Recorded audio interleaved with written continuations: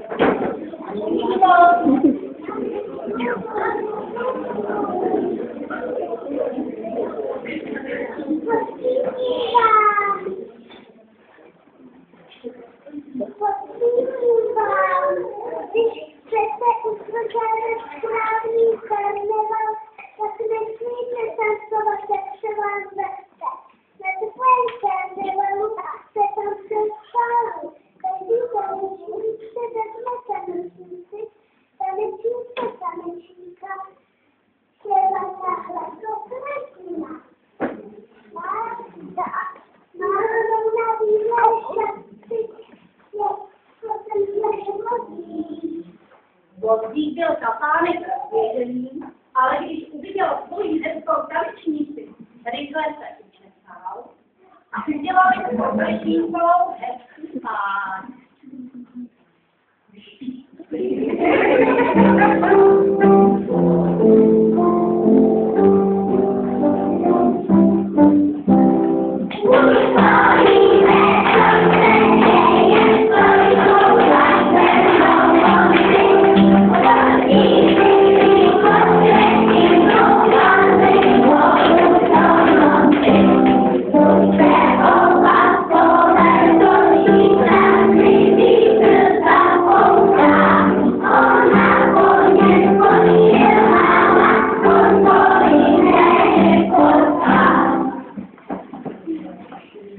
Růžový jetelíček z medového pole se dlouho nerozmýšlel a způsobně se uklonil před šípkovou růžkou.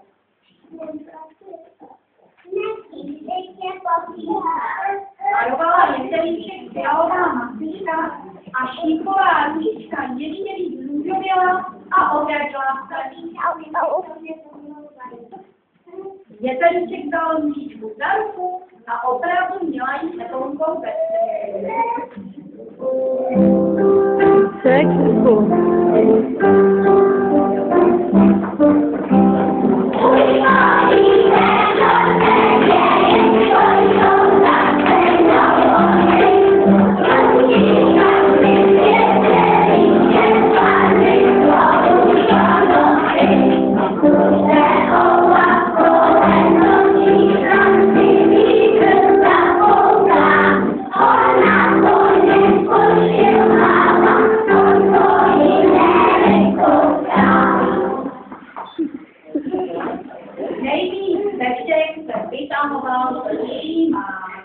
Žádná kytka mu nebyla dost dobrá, jedna byla moc malá, druhá moc hubená, jiná zas málo červená. Tak dlouho si vybíral, až toho všichni měli dost a otočili se k němu zády. Vlčí má zůstal sám, začalo mu být smutno, celá paráda mu splihla a tuho přišlo líto malé červené jahůdce, co uzrála na rurání u lesa.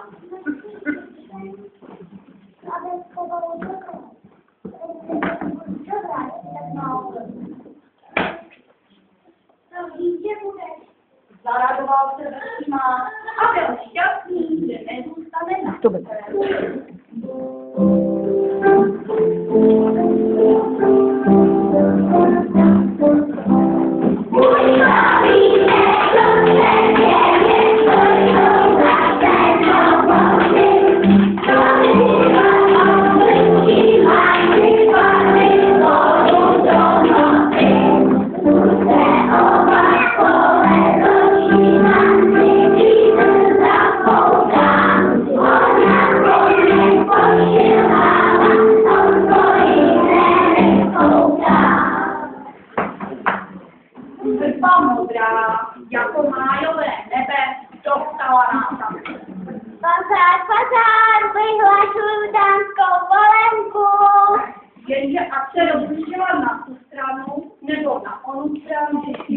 ne najít svítek, co to tak mocí jako ona.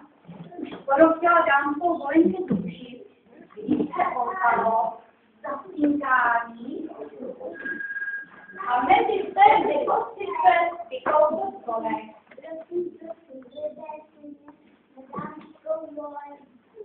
To víte, že si ho Pepa vybrala, když byl právě tak mocí jako ona, moc se k sobě přikryt.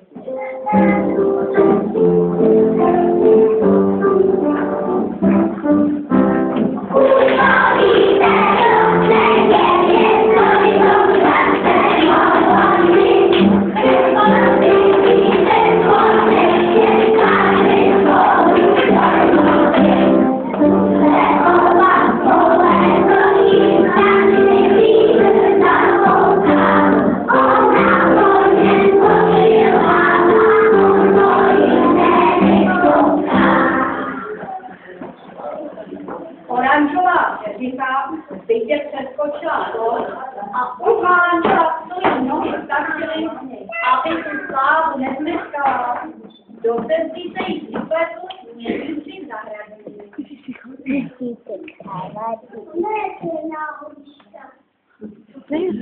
Zaházel měsíček.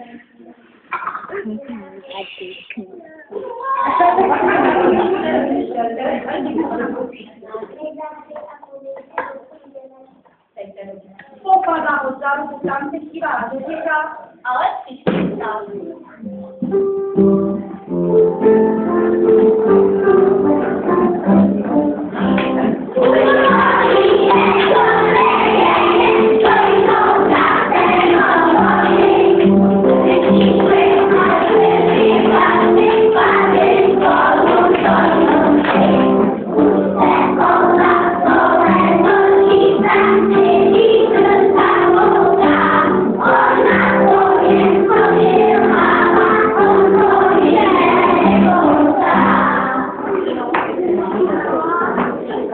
Fialová matička zahradní je náramně zvědavá kutka.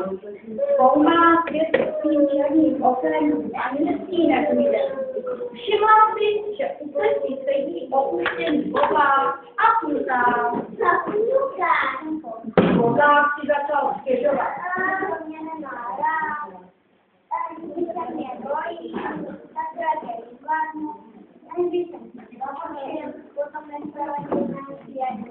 Matička po něm mrskačeným okem a řekla. Já se tě nebojím, ale se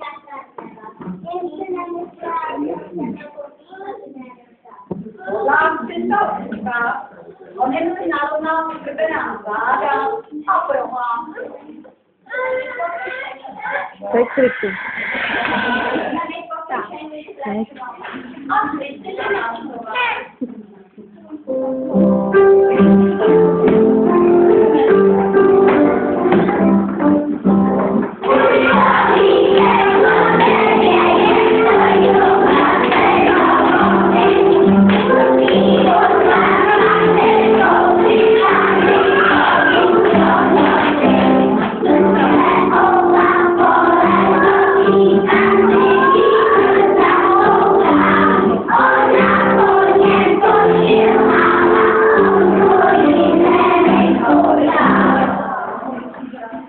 Najednou se ozvaly pasteličky, vyměnily se, vytali si jedna druhou a pili samáličku. Pasteličky se suly. Žádného tanečníka nepotřebujeme, zatancujeme si jedna druhou. Canada. Sama na vysokéce, vysokéka, vysokéka, žádný mají jméno, ale ona je divo.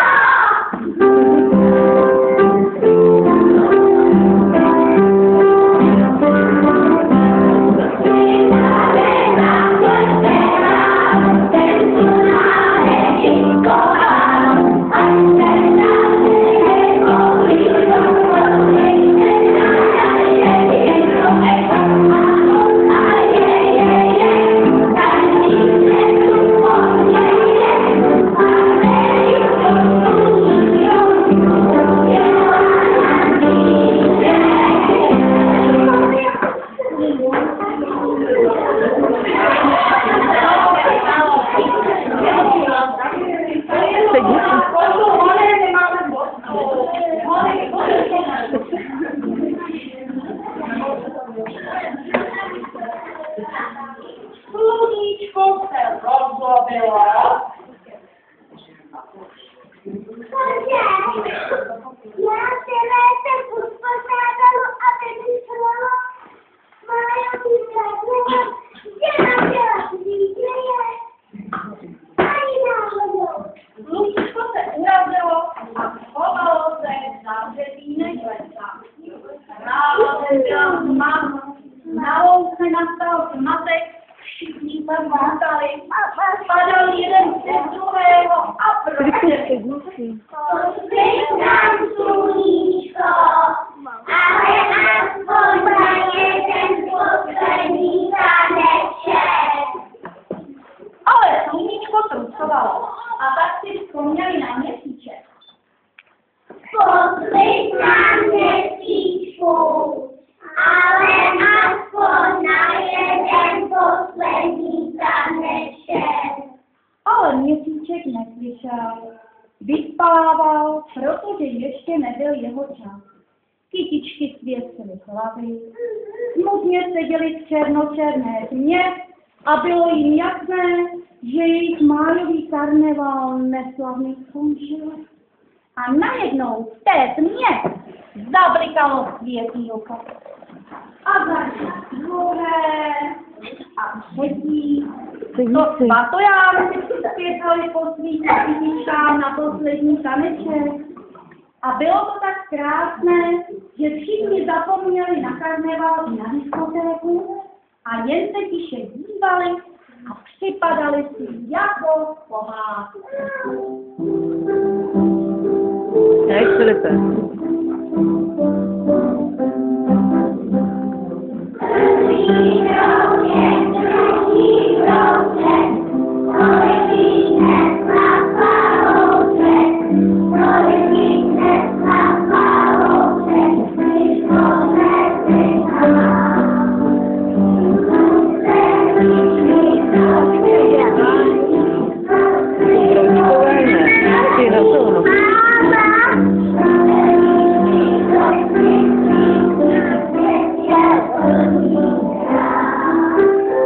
Písnička probudila i měsíc a úplně ozářil noční nebe.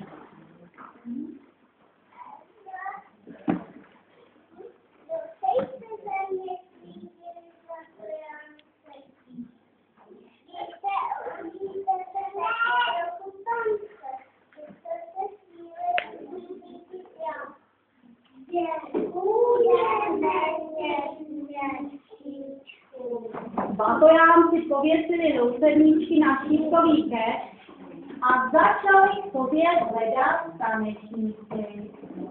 Kde ale v tu chvíli najít jejich hnutí tanečník?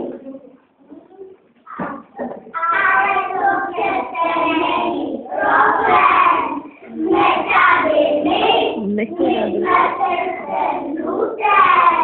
A konečně si zatancujeme malou částku na označeném lese. Máte pravdu, pan Elišky. Do diskovocání přišlo dost. A měsíček začal svítit zvlášť slavnostně. A všichni se nachystali na poslední tanec. Jenže to nebyl jednak obyčejný tanec. Byl to tanec Přednictví, Filipe. Májové kytičky totiž nekvetou jen na sebe. Kvetou také pro toho, koho máme rádi. Pro toho, komu chceme udělat radost. Hádejte, kdo to rádi.